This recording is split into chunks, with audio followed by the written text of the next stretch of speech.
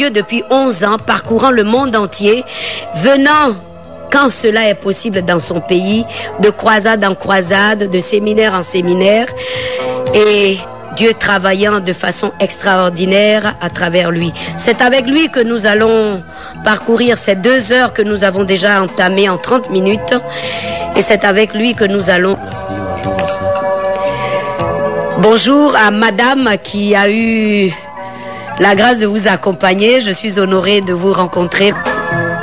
Merci pour l'occasion que vous m'offrez et l'opportunité que j'ai aujourd'hui de participer à cette émission. Je suis parvenu au service de Dieu par le témoignage suivant. J'étais comme tout le monde, jeune homme errant comme tout le monde, menant ma vie comme je le voulais, et pris aux œuvres du péché. Nous étions des frères et sœurs à l'école, hommes et orphelins. Quand papa est décédé, on a été confiés à Divo, à notre oncle, c'est-à-dire le plus petit. Vous aviez quel âge? Au moment où papa décédait, je devais avoir 20 ans. 20 ans. Je devais avoir 20 ans. Mais au moment où j'allais connaître le drame que je vais expliquer, je devais maintenant avoir entre 23 et 24 ans. Et donc c'est ainsi que ma vie a commencé à connaître des difficultés parce que j'étais lié par la sorcellerie. Alors que nous savions qu'au village, quand tu progressais, quand on était un enfant, faisait beaucoup d'efforts à l'école ou qu'il réussissait, il était l'objet de beaucoup d'attaques, comme c'est un peu général en Afrique ici. Et voici que je vais être lié, vraiment, sincèrement lié en sorcellerie, lié par la sorcellerie de mon oncle, qui m'avait déjà livré pour être exécuté. Entre-temps, chaque année, dès que le mois de novembre ou alors octobre arrivait, je commençais à avoir des angoisses parce que c'était la période à laquelle je tombais beaucoup malade. À chaque rentrée scolaire, je tombais malade, j'étais évanoui. Mais chaque fois, c'était pas vraiment facile. Et voilà que j'étais envoûté. Vous le sentiez? Je sentais la mort en moi. Je sentais que j'étais envoûté. Mais je n'avais pas conscience que c'était un envoûtement, étant donné que je n'avais pas conscience des choses spirituelles. Donc, mon oncle va vraiment me lier. Sincèrement, j'étais lié. Je pouvais regarder le bus venir et j'avais envie de me jeter sous le bus comme une voix qui me parlait pour me dire, voilà, tu souffres trop dans ton corps, ton père est décédé, il est dans l'au-delà, il faut le rejoindre, mets-toi sous le bus. Il est assez lourd, il suffit qu'il te touche et puis c'est fini, c'est très simple. Et au moment où je voulais me jeter sous le bus, une autre force me retenait et le vent qui suivait l'élan du bus était comme un moyen par lequel mes yeux s'ouvraient pour réaliser que j'allais mourir. Et le taxi de même, quand je voyais le taxi venir, la voix me dit, le taxi d'Abidjan rapide, voilà, mets-toi en dessous. Et c'est comme ça que j'étais animé par un esprit de suicide. Je suis allé même jusqu'à Vridi Canal, sur le haut du rocher, à l'embouchure, là où la lagune et la mer se rencontrent. Et sur le haut du rocher, une voix qui me dit, saute et descends là, saute et descends là.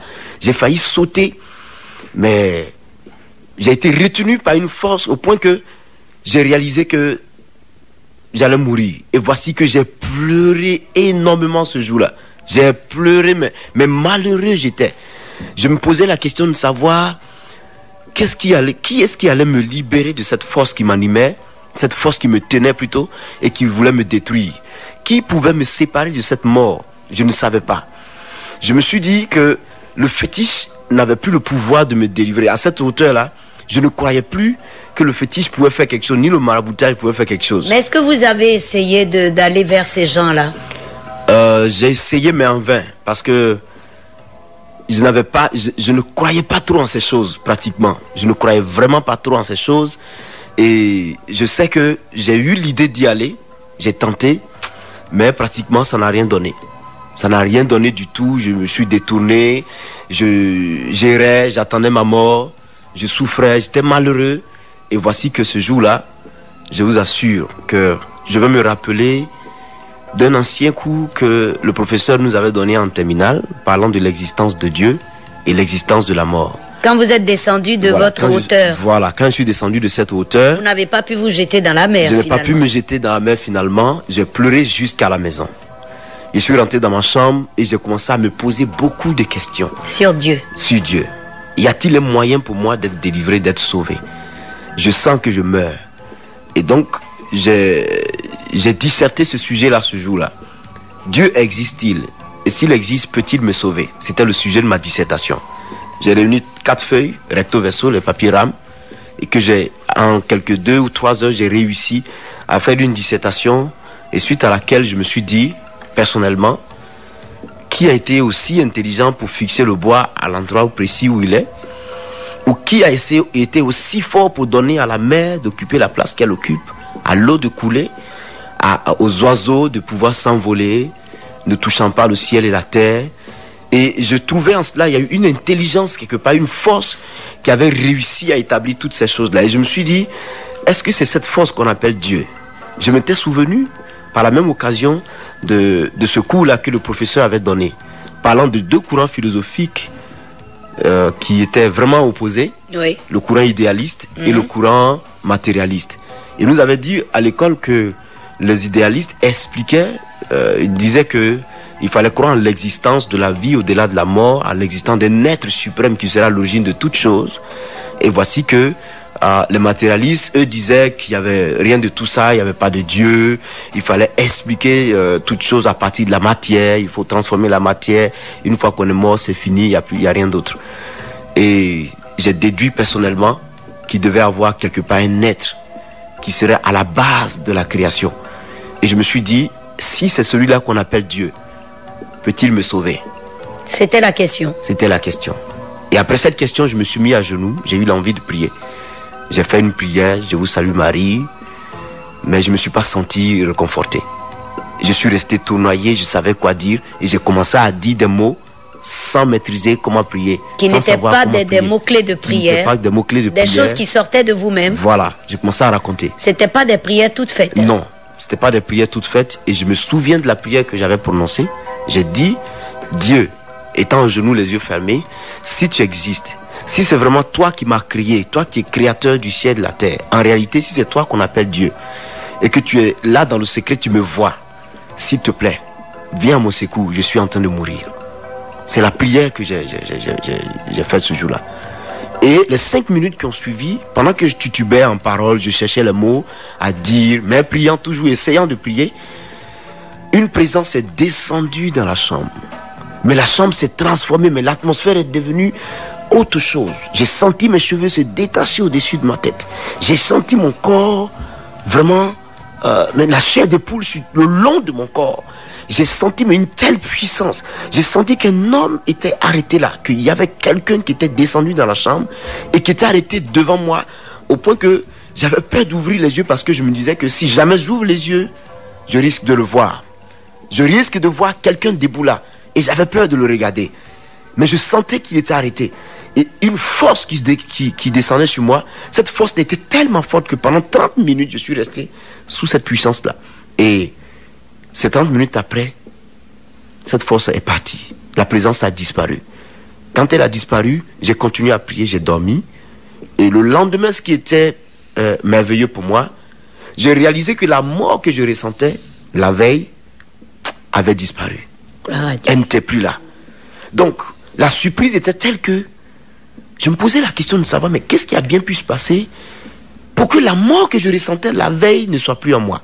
Je me sentais revivre, je me sentais récupérer, je réalisais ma jeunesse, je réalisais que je pouvais encore avoir des projets, réussir ma vie et tout ça. J'ai repris goût à la vie en une seule nuit. Ça m'a attiré. Et puisque j'étais un enfant beaucoup curieux, je me suis dit que si j'ai prié et que j'ai réalisé cette paix, cette libération dans mon âme, il faut que je continue à prier pour que la mort que je ressentais ne revienne plus. Donc la prière était devenue comme un moyen pour moi d'échapper à la mort. Oui. Et j'ai commencé à m'exercer à la prière. Je pouvais prier 10 fois par jour. Apparemment 10 fois par jour je pouvais prier. Je prends un peu de temps, j'étudie, après je vais, je cause avec mes amis, je me souviens que je dois prier, je cours dans ma chambre, je commence à prier, et au fur et à mesure, 2 semaines après, ce jour-là, j'ai eu envie d'aller à l'église. Entre-temps, tous ceux que je voyais dans le quartier pendant la journée, qui avaient une Bible en main, je sentais quelque chose en moi qui qui me poussait vers eux. Je sentais une attraction vers eux, quelque chose qui me poussait. Je les aimais sans les avoir connus. Quand je les regardais, ils m'intéressaient. Pourquoi? Parce qu'ils avaient la Bible en main. Ils avaient quelque chose qui m'intéressait. J'ai demandé dans le quartier où étaient les églises. On m'a dit, il y a une telle église ici, il y a une autre église de l'autre côté. J'ai dit non, je veux une église dans laquelle on prie Dieu, où moi je peux sentir Dieu à l'œuvre et la présence de Dieu se manifester pour me délivrer, parce que j'ai besoin de lui. L'amour de Dieu était déjà rentré en moi. La personne de Jésus avait commencé à vraiment avoir de la valeur pour moi. Et cette deuxième semaine-là, ma cousine était dans le quartier, je suis allé la voir, il était 6 heures du matin. Je lui ai dit, amène-moi à l'église aujourd'hui. Je veux aller à l'église prier. C'est ce qu'elle avait fait. Je suis allé dire au pasteur de cette église-là, pasteur, qu'est-ce que je fais? Je vais accepter Jésus-Christ. Moi, je veux Jésus. Qu'est-ce que je fais? Je donne ma carte d'identité, je remplis des formulaires ou je fais quoi? Il m'a dit non. Confesse. Il m'a fait confesser et j'ai accepté le Seigneur ce jour-là. Et il a donné une prédication. Quand il vous a fait confesser, voilà. Parce que les gens ont tendance à mélanger un peu. Oui, c'est pas que vous avez raconté vos péchés à quelqu'un. J'ai pas raconté mes péchés à quelqu'un. Il m'a dit, répète après moi, Seigneur Jésus. J'ai répété, Seigneur Jésus, je te donne ma vie. Et j'ai répété, je te donne ma vie. Qu'à partir d'aujourd'hui, prends-moi, fais de moi ce que tu veux. Et conduis-moi pour la victoire. Et pardonne-moi mes péchés. Tout ce que j'ai fait dans ma vie, pardonne-les-moi. Je veux devenir ton enfant. Une prière comme ça, que j'ai répétée. Et que j'ai terminée par le nom de Jésus. Et il a prié pour moi. Il m'a dit, à partir d'aujourd'hui, le Seigneur marche avec toi. Oui. C'est comme ça que la confession s'est passée. Et alors j'ai écouté la prédication, ça m'a fait du bien. J'ai tellement aimé que le même soir, le même jour, un jeûne était décrété. Dans l'église. Dans l'église. Un 4 août, le jeûne était décrété dans l'église pour 7 jours. Le lendemain, 5 août, le jeûne commençait. J'ai été impressionné. J'ai dit au pasteur, est-ce que si je jeûne, Dieu va m'écouter? Parce que j'ai voulu aller aux États-Unis. Est-ce que Dieu va me faire partir aux États-Unis? Est-ce que Dieu va m'exaucer? Et puis d'ailleurs, je suis assez costaud, je veux que ma forme diminue un peu. Le jeûne pourrait m'aider et tout ça. Moi, je disais des choses comme ça. Le pasteur naturellement, sans savoir ce qu'il y avait derrière. Et le pasteur m'a encouragé à le faire. Il était d'abord frappé parce que pour un païen qui arrivait aujourd'hui, et jeune, tout nouveau, et qui commence un jeûne, qui accepte même de jeûner, c'était rare. Donc il m'a encouragé à le faire. Il m'a rapidement dit voilà comment le jeûne se fait et tout ça. J'ai dit j'accepte. J'ai fait le jeûne pendant les 7 jours. J'ai quitté la maison, mon tuteur et ma tutrice. Je suis allé me dormir à l'église sur les bancs. Pendant les 7 jours, je dormais à l'église sur les bancs. J'ai dit que je voulais rencontrer Jésus. Le zèle de le découvrir était en moi. Et voilà comment, par la grâce de Dieu, après les 7 jours, je vais revenir à la maison. Et suite à ma prière ce soir-là, ce samedi soir, 5 minutes après, je crois, quand j'ai fini de prier, je ne savais pas ce qu'on appelait l'extase spirituelle, mais je crois que plus tard je l'ai découvert, j'ai su que c'était une extase spirituelle. Comment ça s'est passé? J'ai été jeté comme dans un léger sommeil, comme si un léger sommeil m'emportait, mais suivi d'une très grande vision, sans posséder mon corps, sans me maîtriser. J'étais couché, mais je ne me maîtrisais pas. Je sentais qu'une présence plus puissante que le caractère humain était venu s'imposer à moi et qui avait contribué à me mettre dans un état qui était tel que j'ai eu une vision, mais une très grande vision, comme un écran géant devant moi, et je me découvre moi-même dans la vision. Je me vois couché dans une tombe, un cercueil, on m'a enterré, je suis couché dans le cercueil, étouffant, en train de mourir étouffé. J'étais en train de mourir étouffé dans le cercueil, j'étouffais et je ressentais cela physiquement pendant que j'étais couché. Et voici que dans mon esprit, je désirais un sauveur, je désirais un salut, je désirais quelqu'un qui pouvait venir me délivrer. Et instantanément, une main dans la vision est venue de l'extérieur qui a cassé la tombe. Et une très puissante main et une lumière a pénétré dans la tombe de mes pieds jusqu'à ma tête, qui a éclairé tout l'intérieur de la tombe. Et je regardais, étant couché du dos, je vois à mes cheveux un ombre noir qui vraiment tremblait, qui vibrait, cherchant un moyen pour s'en sortir, pour fuir, partir. Je le voyais là et j'ai crié 4 fois au nom de Jésus, Satan, libère-moi. 4 fois j'ai crié. Ma tutrice avait perçu ma voix. Elle est venue ouvrir la porte. Je me suis réveillé en sursaut, j'ai commencé à pleurer. J'ai dit, mais qu'est-ce qui se passe? Qu'est-ce que tu as, Séverin? Je dis, voilà ce que je viens de voir. Elle n'avait pas d'explication à cela. Au point que le lendemain, à 6 heures du matin, je me suis rendu chez le pasteur pour lui expliquer.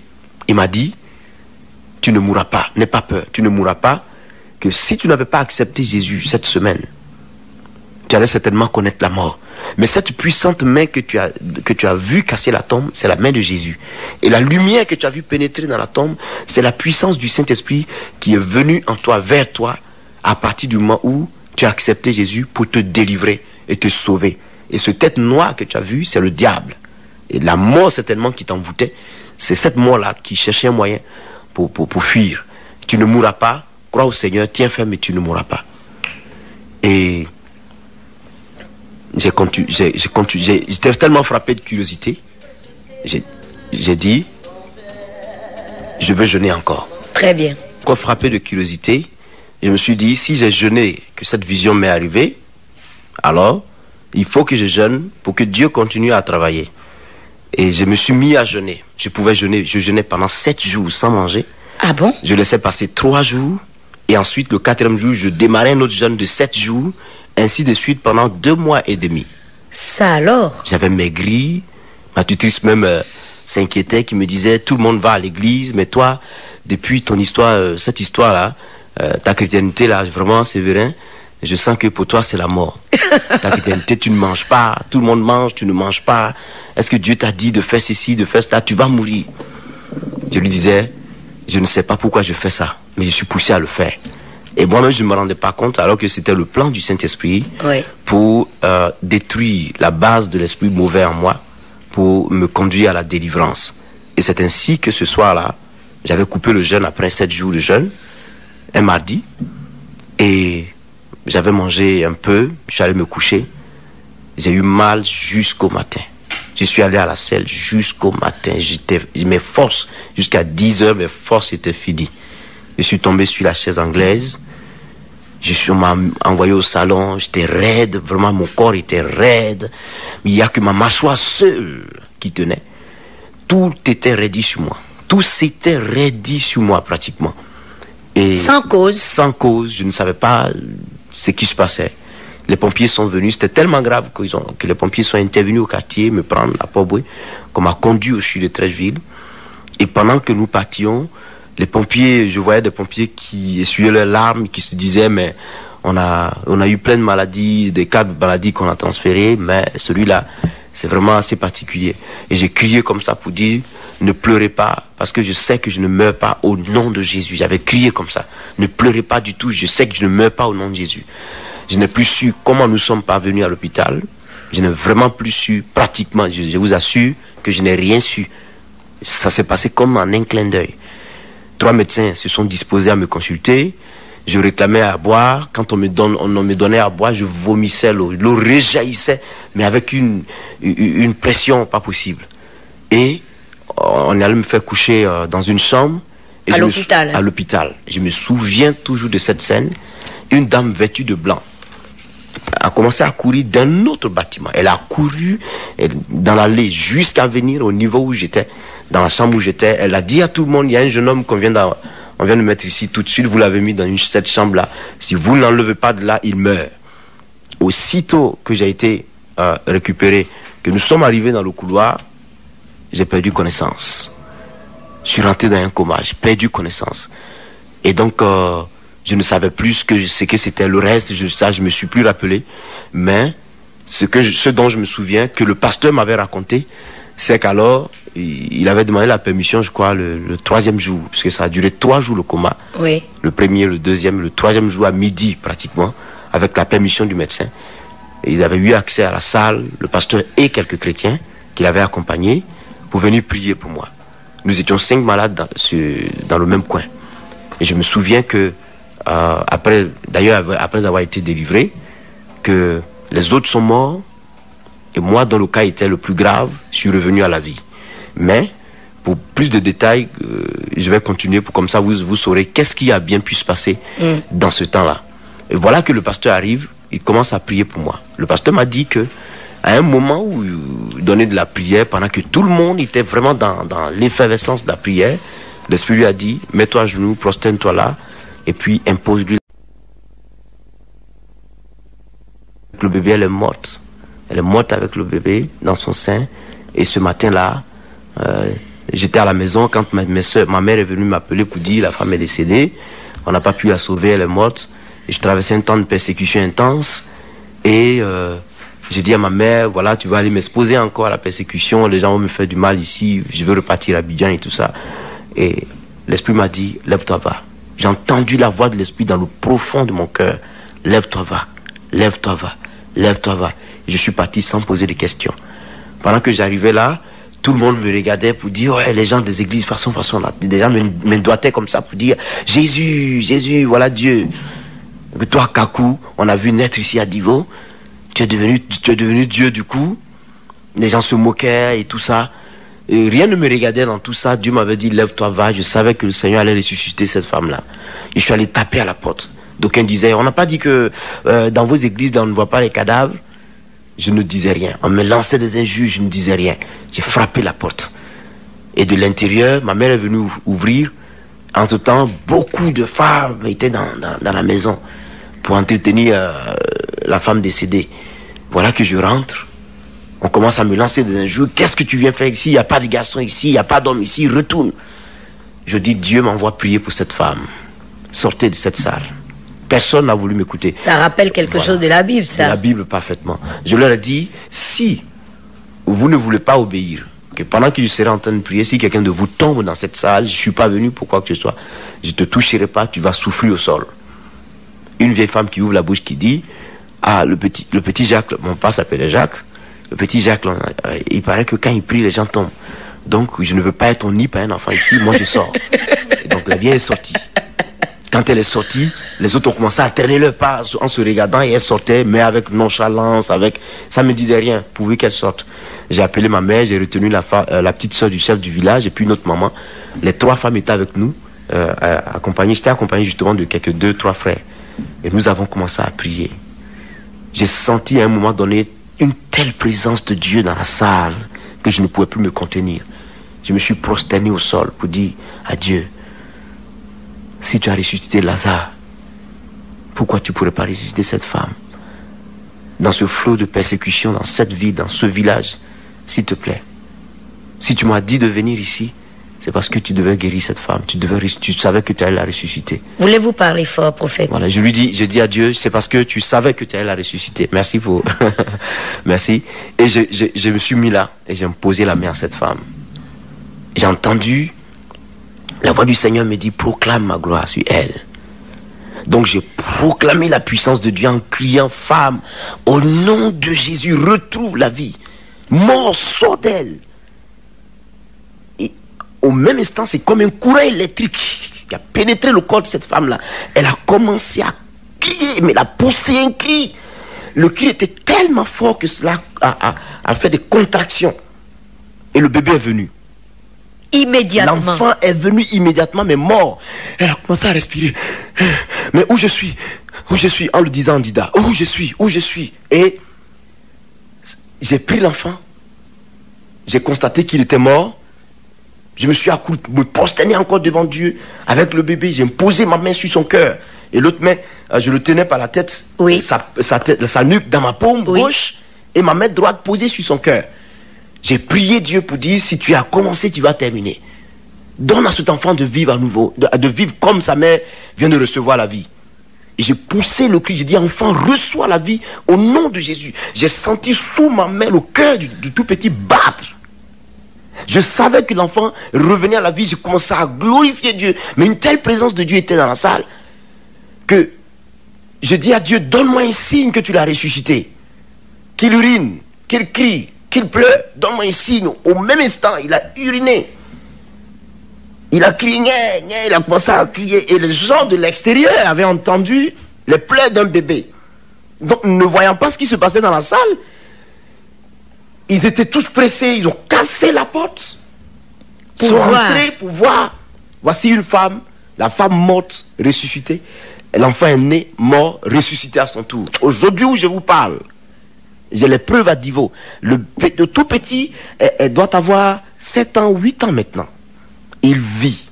Je l'ai vu tout récemment. Et sa mère et lui, ils sont vivants. Et les deux sont vivants. Dans le Seigneur. Dans le Seigneur. Ah oui. Et ça m'a impressionné. Ah oui. Ça m'a vraiment impressionné. Ah oui, ça c'est Ce impressionnant. miracle m'a impressionné. Il y a un autre miracle, il y en a tellement. Il y en a tellement. Ah oui, mais celui-là, il est rassasié. Là, Voilà. je crois que les auditeurs, Voilà. aujourd'hui, sont servis. Il y en a tellement que je voulais donner un autre, mais vraiment très. Allez-y, on a le temps, on a le temps. En fait, on peut partir à 3 heures aujourd'hui. Hein. Il y a pas de Je problème. demande pardon à madame. Il n'y a pas de problème. Et donc, je suis allé à Tabou. Oui. Un autre, hein, je suis allé à Tabou. J'arrive, je commence une croisade, mais on m'emmenait des malades on les transportait sur les béquilles, mais des guérisons que Dieu avait opérées. Et le dernier jour, il était 16 heures. Je devais revenir à Abidjan. Pendant que mes affaires, déjà, donc on accompagnait mes bagages plutôt à la station du car. Oui. Un enfant meurt, une fillette de, je crois, 10 ans, meurt à la maison. Son père le prend, torse nu. Le monsieur a commencé à crier, pleurer. Un homme qui arrive avec un mort. Vous êtes à la gare.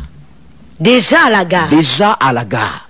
Le monde m'avait accompagné. Mais du monde qui m'avait accompagné à la gare, plus d'une quarantaine de personnes étaient venues m'accompagner. Ayant vu ce que Dieu avait opéré. D'aucuns pleuraient, ne va pas à Abidjan, reste avec nous. À la gare, on m'amène un mort. Ça alors. Le monsieur sur lequel j'avais été hébergé durant le séjour, à Tabou, cet homme-là va s'adresser à lui pour lui dire, ma fille est morte, voilà, il faut voir le serviteur de Dieu, s'il peut prier pour ma fille. Le monsieur aussi qui arrive vers moi pour me dire, voilà un cas qu'on nous apporte. Mais ça, c'est une fois, ça. Elle Voilà. était déjà, l'enfant était déjà mort. Déjà, l'enfant était mort. La fillette était morte. Il vient me dire, voilà, il y a un mort qui est là. J'ai dit, mais un mort, quand quelqu'un meurt, on l'enterre. Moi-même, je vais mourir, je serai enterré, et puis c'est fini. C'est Jésus qui est Seigneur. Et il a donné une parole qui m'avait tellement touché que je n'avais plus, je me têtu automatiquement. Il m'a dit, mais s'il est arrivé ainsi, c'est pour que Dieu soit glorifié. Oh là là. Mais comme une bombe que le monsieur avait foutue dans mon cœur. Je ne savais plus quoi faire. Je regardais autour de moi. Si je pouvais avoir une étoffe de tissu, si je pouvais avoir un pagne, si je pouvais ramasser quelque chose sur lequel j'allais ordonner qu'on fasse coucher la fillette. Je découvre un vieux sac, le sac dans lequel on met le cacao là, oui. Un vieux sac qui traînait là. J'ai dit, apportez-moi ce sac s'il vous plaît. On me l'envoie devant le public. À la gare. À la gare. Je dis, je sais pas ce que je dois faire, mais où est la fillette? On me la présente. Une autre idée me vient dans l'esprit, comme quoi le don de Dieu n'est pas de la spéculation. Je me suis dit, mais c'est le don de Dieu, c'est du spectacle et tout ça. Donc il faut que j'aille chercher un petit coin quelque part, un salon, demander à quelqu'un de m'offrir son salon, ne serait-ce que pour 1 minute, je veux prier. Aussitôt que je pensais à cela, aussitôt que j'ai reçu 3 pas, en tout cas 3 pas, j'ai bien compté mes pas, 1, 2 et 3. Et 3e pas, l'esprit m'a bloqué le pied. J'ai senti mon pied bloqué par l'arrière. Et j'ai entendu la voix de Dieu qui me disait, mais comme si Dieu était en colère. Oui. Où vas-tu?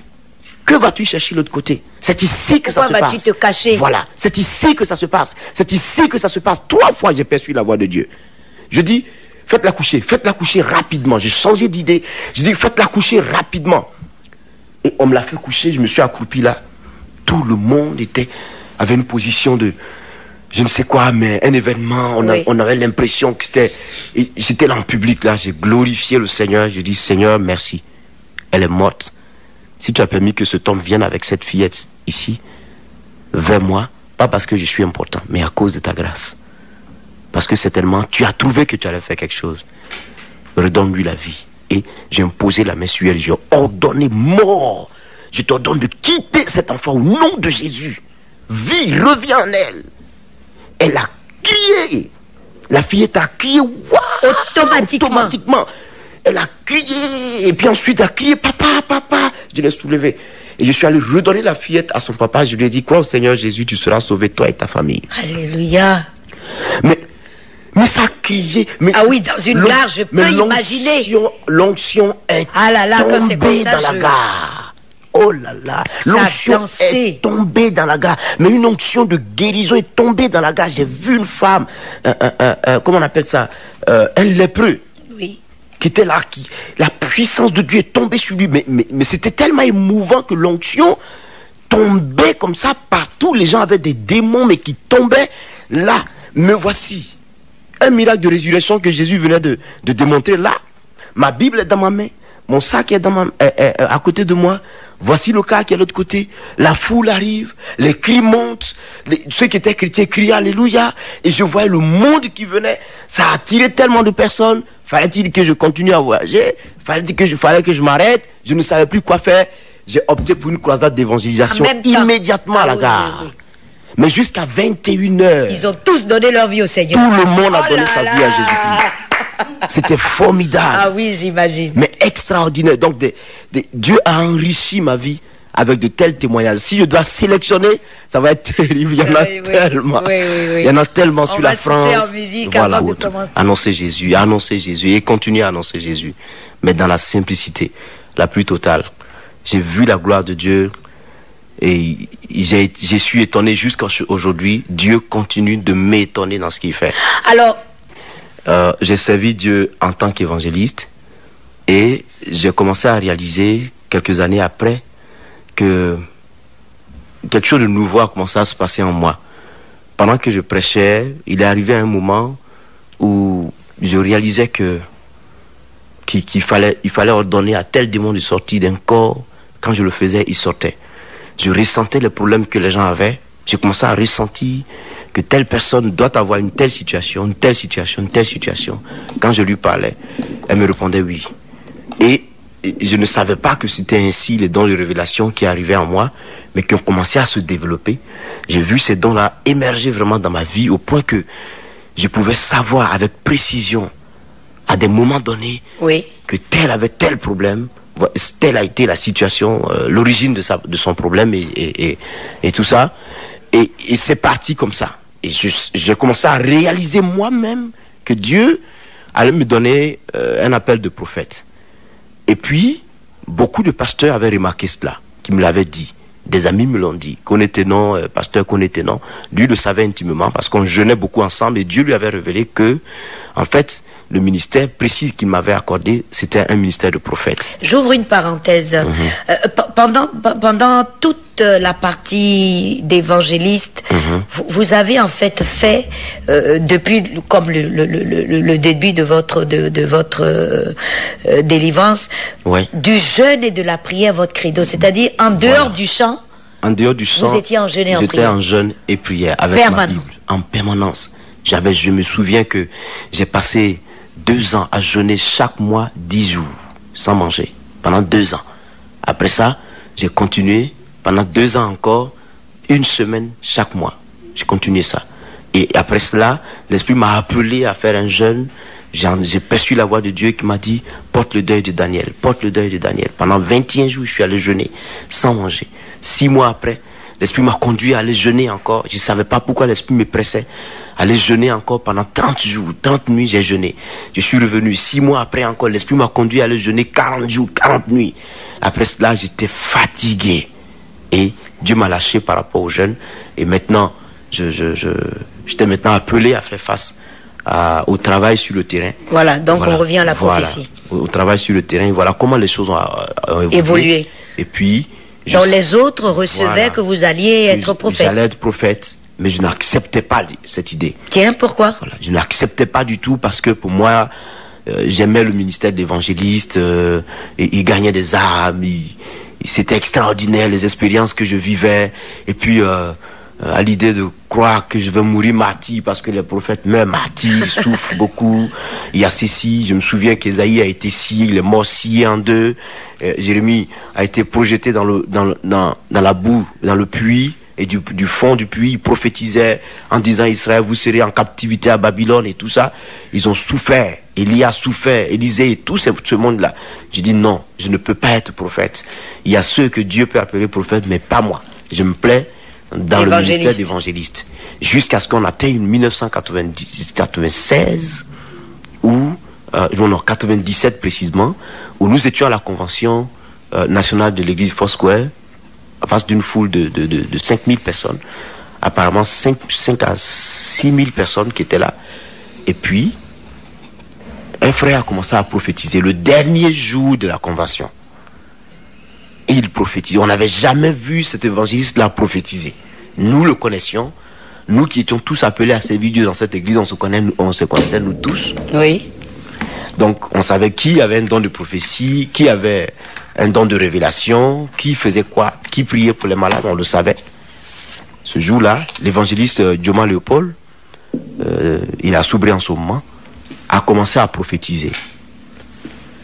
Il a parlé, on avait senti la voix du frère se transformer. On savait que ce n'était plus lui qui parlait, mais il y avait quelqu'un qui s'était vraiment introduit en lui et qui parlait. L'onction se manifestait dans toute la foule. Et il a compté près de 2 minutes, il parlait. On se posait la question de savoir de qui il était question. Mais de qui l'Esprit parle, le Seigneur parle comme ça? Quel est celui-là que Dieu est en train de désigner? Tant. Jusqu'à ce que il cite quelques paroles que Jésus m'avait citées, m'avait données quand j'étais couché sur le lit de l'hôpital. La parole est sortie ainsi pour dire, je te l'avais dit, je m'étais révélé à toi, je te l'avais dit quand je t'ai ramené à la vie sur le lit de l'hôpital. Donc cette expression m'a fait tiquer. Pour bien identifier. Voilà, pour bien identifier. Il est parti précisément toucher du doigt la situation. Et que je t'avais dit que je te connaissais depuis le sein de ta mère. Sincèrement, en ce moment précis-là, mon cœur a été touché. Mon cœur a commencé même à battre. Quand la parole est sortie, je t'appelle aujourd'hui prophète des nations. Tu es mon prophète, je t'ai appelé, je t'ai établi pour être la lumière des nations. Souviens-toi de cette parole. Tu es mon prophète et je t'appelle prophète pour les nations. C'est comme ça. Et toute l'église Foursquare en est témoin. Tout le monde était là. Et mon nom est sorti. Il a même dit mon nom. Ne te pose pas de questions, ne cherche pas à savoir de qui je parle. C'est de toi, mon serviteur Kakou, que je parle. Il a dit, consacrez-le-moi à nouveau. Consacrez-moi cet homme à nouveau. Il a réjoui mon cœur, il a fait ma volonté. J'ai vu son obéissance. J'ai vu son humilité devant ma face. Je l'appelle aujourd'hui prophète des nations. Moi, Dieu, je l'ai établi. Vraiment. Là, je ne pouvais plus reculer. Je n'avais jamais accepté cette expression-là. Mais je ne pouvais plus reculer. Parce que quand Dieu a décidé, c'est ça. Et ce que Dieu a mis en toi, c'est ce qui va réagir, ce qui va se manifester. Oui. Donc que tu acceptes ou que tu n'acceptes pas, si c'est le don de prophète que Dieu t'a accordé, dans tous les cas, c'est ce don-là qui va opérer. Donc me voici dos au mur, les pasteurs m'ont appelé. Et tous les pasteurs, une quinzaine de pasteurs qui étaient là, ont prié pour moi, pour me consacrer à nouveau à l'Éternel. Et depuis ce jour-là, un aspect nouveau est venu sur ma vie. Mais une telle force, une plus grande efficacité dans la manifestation des dons de l'Esprit, dans la puissance de la guérison, dans la délivrance. J'ai remarqué, même dans la révélation, une précision, mais même une façon précise de découvrir les Écritures. Oui. Voilà, tout a changé. C'était quelque chose de nouveau. De nouveau en moi. Et c'est à partir de ce jour-là que l'appellation prophète est venue sur ma vie. Un mois en Allemagne, Dieu a fait à Bonn des choses extraordinaires. Une femme était paralytique. C'est la femme d'un médecin. La femme d'un médecin. Un médecin en Allemagne. La femme d'un médecin qui était vraiment un médecin un médecin plutôt renommé, respecté dans la ville.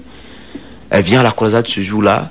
Je suis poussé à lui poser la question en pleine scène pour lui dire. Je lui demande, mais madame, vous croyez que si je prie, Dieu peut vous guérir? Elle dit oui. Vous croyez que le Saint-Esprit peut vous soulever, vous donner la guérison maintenant? Elle dit oui. Vous le croyez? Elle dit oui, je le crois. Je dis alors, si vous le croyez, par la puissance du Saint-Esprit, levez-vous et marchez au nom de Jésus. Le pied, il y a eu comme le nerf a été tiré, elle a crié du coup. Et cette femme s'est levée Elle a de sa commencé à marcher chaise. devant toute la salle. Mais les gens criaient. Les choses sont parties comme des miracles, des chômeurs qui ne travaillaient pas, qui ont commencé à travailler. Des femmes ont eu des enfants après ce mois-là. Mais beaucoup de choses se sont passées en Allemagne. Les gens ne voulaient pas me laisser venir. Dieu confirmait ainsi sa Voilà, parole. confirmait sa parole par les signes et par les prodiges. Je suis revenu à Abidjan. Ensuite, je suis reparti en Allemagne. Les temps qui ont suivi, ils m'ont rappelé. Et ainsi de suite, c'est parti. Je suis allé en France, je suis allé en Angleterre, où alors là, il y a encore beaucoup plus en Angleterre, mais là, c'était grave. C'était grave. Les 2 fois que j'ai été là-bas, c'était extraordinaire. Vous allez à Londres aujourd'hui, vous trouverez toujours le témoignage de la gloire de Dieu dans cette ville-là. Vous aurez les témoignages de ce que Dieu a fait. Des gens qui ne voyaient pas, qui ont vu, des Sidéens qui ont été guéris. Une femme avait un cancer, elle est venue à la croisade, elle a vomi son cancer de 15 ans. Aïe!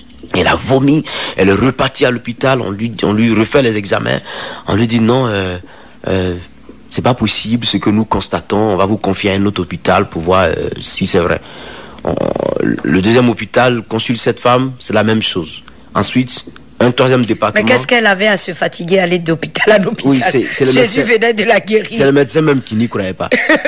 Il n'y croyait pas, ça a été tellement C'est spectaculaire extraordinaire. parce qu'on lui avait donné 3 semaines pour mourir. Il lui restait 3 semaines. Elle a été guérie sans effort. Et cette femme se retrouve après tant d'examens. Elle se retrouve guérie. Les médecins lui demandent quelle magie est-ce que tu as utilisée? Ah bon? Oui. Quelle potion magique? Qui tu allais consulter? Qu'est-ce que tu as fait comme magie pour que le cancer disparaisse? C'était une Africaine? C'était une Africaine.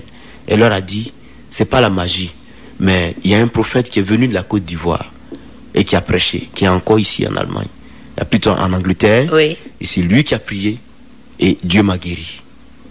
Les gens n'y croyaient pas. Au point que je vous assure, en septembre dernier, les témoignages étaient tellement forts que la radio BBC est venue sur place, les télévisions sont venues. J'ai été même à leur siège BBC World. Pendant 30 minutes d'interview, les gens voulaient savoir qui était le Jésus que je prêchais, comment. C'était tellement impressionnant qu'il fallait que je parle de lui. Dans le pays de John Wesley. Oui, je vous assure. La gloire de Dieu. Les témoignages étaient dans la ville. Mais j'ai vu la puissance du Saint-Esprit.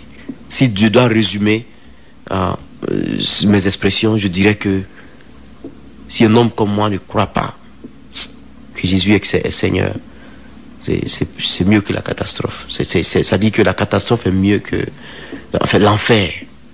Parce que je l'ai vu. Non seulement je l'ai vu sur le lit de l'hôpital, mais je l'ai vu à l'œuvre dans les détails. Je l'ai vu au travers de la Côte d'Ivoire. Je l'ai vu. Je ne peux pas raconter les témoignages. Je me souviens quand j'étais en train de prêcher ici, à 500 mètres dans la rue, les gens tombaient, on les envoyait. À Odiéné, on partait chercher les malades. Ils étaient guéris dans les maisons. Et ils couraient. Ils quittaient les maisons pour venir. Ils étaient dans leur maison, pas sur le lieu de croisade. Dans leur maison. Ils venaient avec le témoignage de guérison. Musulmans, païens, sans différence. Jésus guérissait tout le monde. 17 ans de folie, Jésus guérissait. Jésus a guéri des gens. C'est pas possible. J'ai assisté à la résurrection d'une fillette de 15 ans en France. Après un culte, elle sort, elle va à la maison, et puis, heurtée par un véhicule, elle meurt. Elle tombe là, elle meurt. Accident. Et les gens ont commencé à se disputer, ils ont voulu même porter main au conducteur. Pendant qu'ils se disputaient, la mère de l'enfant retourne dans l'église, dans le bureau de l'église où nous étions, le pasteur me recevait à boire quelque chose. Et elle pleure, le pasteur lui demande, mais qu'est-ce qui se passe? Il dit, oh, elle est morte, ma fille est morte, c'est un accident, et cela. Le pasteur commence à l'engueuler. Pourquoi vous gardez pas les enfants? Et pourquoi ceci? Et l'esprit me dit, non, dis-lui que l'heure n'est pas à ces choses-là. Pourquoi il a à l'engueuler? Elle vient de mourir. C'est de lui porter de lui orienter cette dame-là vers la solution. Mais la solution n'est pas qu'il faut l'engueuler. J'ai dit au pasteur... Dans sa douleur, en non, plus. je t'arrête tout de suite. Je m'excuse, mais je t'arrête. Ne fais pas ça. Elle a mal. S'il te plaît. Ne fais pas ça. Et pendant qu'il s'est calmé, l'esprit me dit, lève-toi, sors, va. Je savais que Dieu m'amenait toucher la fille. Je suis parti pendant que tout le monde bavardait et tout ça. Ça s'est passé à Montreuil, dans une banlieue proche de Paris. Et je suis allé, je suis passé parmi le monde, je suis parti. J'ai vu la fillette coucher là. Une femme blanche s'est arrêtée qui la regardait. Et je me suis abaissé, je commençais à la toucher. Elle me pose la question. Mais qu'est-ce que vous faites là, vous? Je l'ai regardé, j'ai rien dit. Et j'ai continué à prier. J'ai prié, j'ai dit à Dieu, ramène-la à la vie. Fillette, retrouve la vie. Fillette, retrouve la vie. Et la puissance de Dieu avait visité la petite fille. La fille est revenue à la vie. Ah, gloire à Dieu. Elle est revenue à la vie instantanément. La femme était étourdie, épatée. Vous êtes magicien? Vous êtes ceci? J'ai rien dit. J'ai rien dit du tout. J'ai dit constatez la guérison vous-même. Constatez la résurrection vous-même. Ma vie n'importe pas. Et je me suis retourné. Pendant que les gens se battaient, la fille venait d'être ressuscitée par la puissance de Dieu. Alors la femme qui va crier, mais elle vit, elle est ressuscitée. Cet homme est étrange. Cet homme est étrange. Il a touché, il a touché la fille et elle vit. Déjà, je commençais à partir. Pour ne pas que après, on me court après, voilà. Parce que j'ai vraiment pas envie que le don de Dieu soit un spectacle ou livrer le... Non. Et je suis parti. Mais le témoignage est parti. La femme me dit, je dis à la dame, plutôt je dis à la mère de l'enfant, maman ne pleure pas, ta fille est vivante. Elle dit, je sais, je la retrouverai dans le royaume des cieux. Je dis non, ce n'est pas une histoire du royaume des cieux. C'est tout de suite là, la foi c'est oui et maintenant. Sors, va dans la rue là, ta fille vit. Jésus vient de la ressusciter. Mais il ne fallait pas voir ce qui s'était passé. Mais tout le monde criait Jésus partout. J'ai dit au pasteur, ramène-moi à la maison. Et je suis parti. Mais beaucoup de choses. Je répondrai en fonction des différentes questions. Voilà, on souffle en musique. Et il y a le 22-21. Même sur un autre... à Suriname, dans les Antilles hollandaises. À Marie-Galante aussi. Nous sommes allés. Mais quelque chose de merveilleux s'est passé. Un événement s'est produit à l'île de la Réunion. Voilà. Non, pas d'abord l'île de la Réunion. Je ne suis pas encore allé à l'île de la Réunion. Oui. Et je suis allé en Guadeloupe. Et ce jour-là, nous devions commencer la croisade d'évangélisation. Tout le monde avait peur parce qu'à la télévision, à la radio, on avait annoncé qu'il y allait avoir un cyclone. Oui. Le cyclone s'appelait Josué. En plus. Oui, en plus Josué. Et moi, ils sont pleins d'humour, ceux-là. J'entendais cela pour la première fois. Oui. Et je me suis dit, mais pourquoi est-ce qu'on peut donner à un cyclone le nom de Josué? Comment vous expliquez ça? Josué qui veut dire sauveur. Voilà. Donc, il y avait un contraste dans l'appellation. Et le cyclone arrive pour détruire. Vous l'appelez Josué. Est-ce vous l'identifiez à un personnage ou quoi? Tout le monde disait, voilà... il est violent, il est ceci, il est cela. Les gens avaient même peur à la croisade qu'on se dépêche et qu'on aille vite à la maison parce que d'un moment à l'autre, le cyclone allait arriver. Et je leur ai dit, je ne suis pas venu ici pour me promener. Vous allez savoir que c'est Christ qui m'a envoyé de la Côte d'Ivoire jusqu'ici. Vous verrez. Je vous lance le défi, vous Guadeloupéens. Vous verrez de votre cyclone Josué et de Jésus que je suis venu vous prêcher. Lequel est Dieu? Vous verrez. Vous verrez la puissance de mon Dieu. Et vous saurez qu'il y a un Dieu qui a créé le monde. Et qui veut le préserver, qui veut le sauver en donnant Christ Jésus. Et alors, les gens ont entendu comme ça, mais ils voulaient voir quel était celui-là. Un gars qui arrive, qui lance un défi devant nous. Parce que pour eux, il ne peut venir de l'Afrique quelque chose de bon. Voilà, on nous appelle tous Africains. Et... pour eux, là-bas, la mentalité était telle que... Non, ils s'imaginent qu'on est sous les cocotiers, ici on marche nu encore. Sinon qu'on est sorcier, qu'il n'y a que... la sorcellerie vient plutôt de l'Afrique pour aller là-bas et tout ça. Donc voilà un petit sorcier qui est venu. Et je leur ai dit, vous verrez si votre cyclone est plus puissant que mon Jésus. Je ne suis pas sorcier, je suis venu vous prêcher Jésus-Christ. Je suis venu avec Christ ici. Et j'ai levé la main et j'ai déclaré la puissance de Dieu sur la Guadeloupe. Je dis, je prononce tant que mes pieds seront sur ce territoire guadeloupéen. Toi, cyclone qui arrive, je te mets au défi, au nom de Jésus de Nazareth. Tu ne toucheras pas cette Guadeloupe. Parole de prophète, au nom de Jésus. Amen. J'ai terminé comme ça. Et tout le monde attendait pour voir ma fausseté, pour voir, voilà, si c'est pas un rêveur. Le cyclone, effectivement, est venu.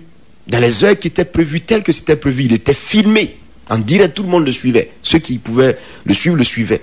Il est venu, il se heurtait contre la Guadeloupe. Au bord de la Guadeloupe, le cyclone est resté tourbillonnant, tourbillonnant, tourbillonnant. Parce qu'il a un œil au milieu. Oui, oui. Et tourbillonnant, tourbillonnant, tourbillonnant. On n'a pas compris. Et le cyclone a fui sans toucher la Guadeloupe, il a fui par le nord. Hey, il est parti. J'aime ça. Le lendemain, tout le monde était stupéfait. Eh oui. Les gens viennent, mais qui est-ce que tu es? Qui est-ce que tu es? J'ai dit non, je suis un homme comme vous. J'ai pris de l'eau, j'ai un verre d'eau, j'ai bu. J'ai dit, vous voyez que je bois, je suis homme comme vous.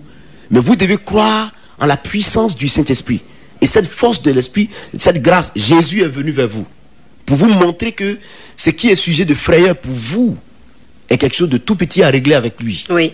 Il y a plus grand que ce que vous craignez. Tout à fait. Est parfait. Et il est plus puissant. Et il est plus puissant.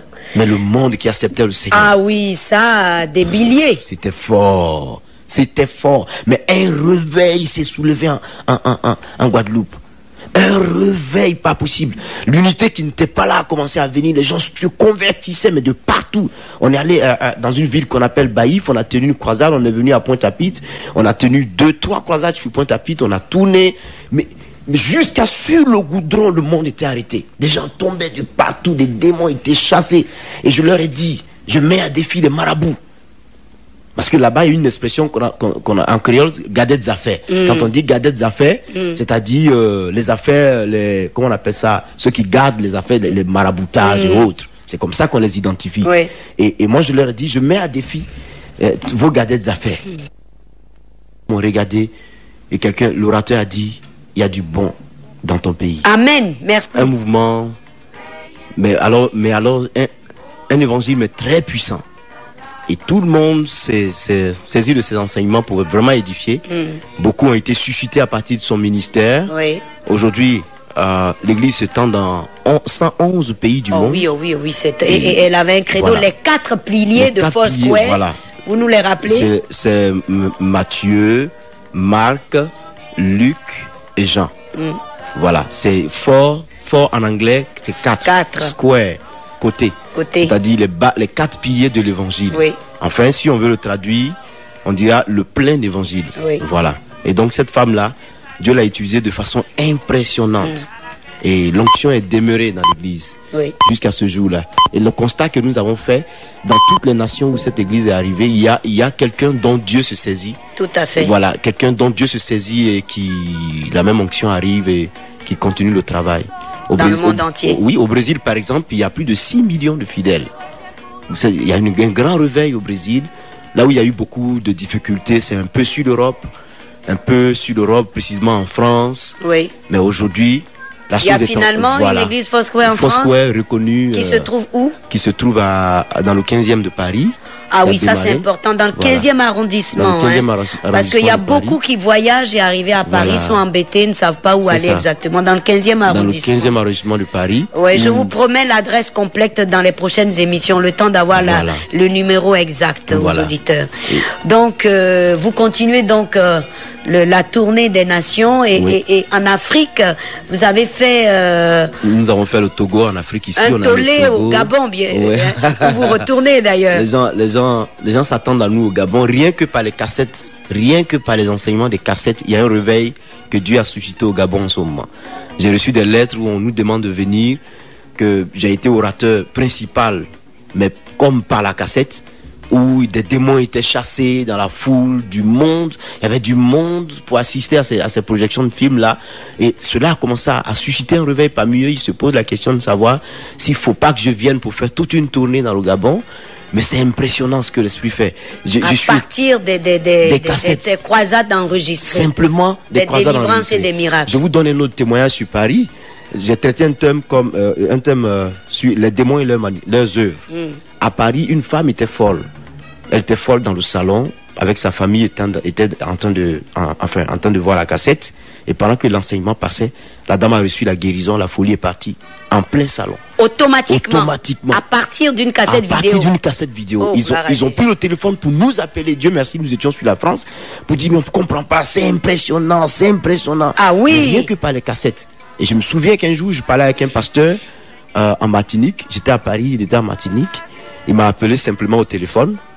Il parlait avec moi, il dit, je te connais pas, mais j'ai entendu beaucoup de bien de toi et tout ça. Et pendant que je parlais avec lui, je lui ai dit, c'est l'onction qui marque la différence. Je vous assure, à 8000 km, il est tombé avec son téléphone.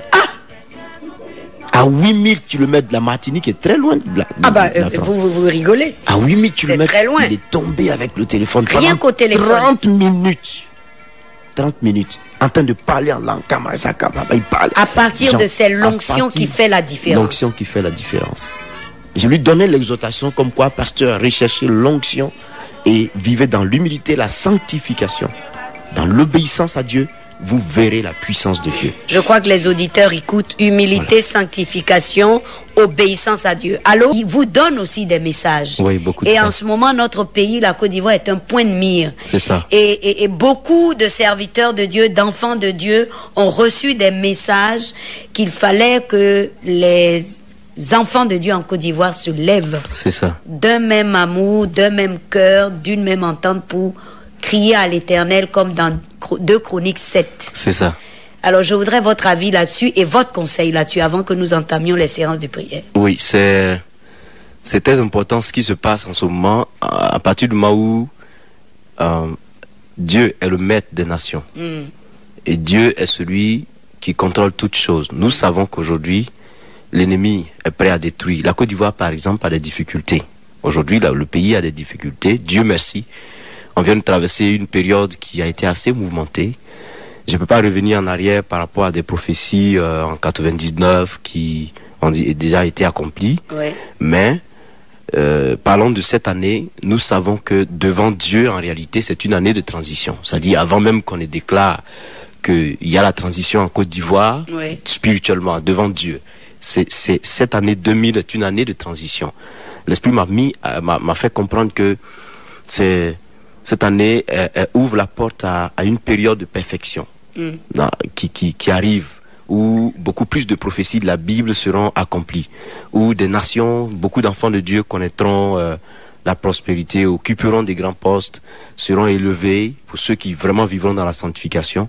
Et nous savons que aujourd'hui notre pays est alerté, eu égard à certaines difficultés qui s'opposent, des problèmes qui s'opposent, changements politiques, transition. Nous sommes dans une phase assez mouvementée. Dieu demande à chaque chrétien d'être homme ou femme de prière. Sincèrement, il est temps que les chrétiens s'unissent. Il est temps que les enfants de Dieu se serrent les coudes. L'Esprit m'a dit que la manifestation de ma gloire se voit comme à l'œil nu dans cette nation. Ça, l'Esprit me l'a dit. Et les événements passés témoignent de cette manifestation de la gloire de Dieu qui se voit comme à l'œil nu. Oui. Je sollicite, plutôt j'invite tout le monde à être à la prière, parce que si nous ne prions pas, Satan peut nous faire du mal. Vous savez, un pays dans lequel il y a la prière, où les hommes prient, la paix de Dieu viendra toujours là. Un pays dans lequel on invoque Dieu, quel que soit ce que Satan invente, jusqu'à la dernière minute, la puissance de Dieu viendra pour dévier le plan de Satan. Et je vous assure que si nous nous unissons pour prier tel que cela est en train de se faire aujourd'hui, on a vu la fois dernière, le 29 janvier passé, la FECI organisé une très grande rencontre qui a réuni vraiment les chrétiens d'Abidjan et de partout, et qui a été assez extraordinaire. C'est des séances comme ça qui doivent être encouragées. Dieu s'est révélé à plusieurs autres. Ce que Dieu a pu me dire, moi je l'ai dit. Dieu me l'a révélé, comme quoi le diable allait utiliser les religions pour les introduire en politique.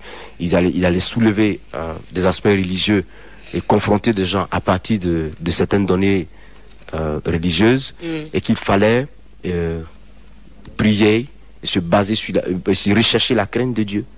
Il fallait prier, annoncer Jésus, je vous assure, annoncer Christ, parce que c'est lui qui apporte la paix. Annoncer Christ, mais avec toute la ferveur qu'il nous donne, afin qu'il apporte le maximum de grâce dans la vie et dans la nation. Parce que si nous ne prions pas, c'est comme si nous croisons les bras, nous regardons Satan faire. La Côte d'Ivoire aujourd'hui est en train de connaître beaucoup de secousses. Et je dis, ce qui se passe, c'est Dieu. C'est Dieu qui a maintenu ce pays.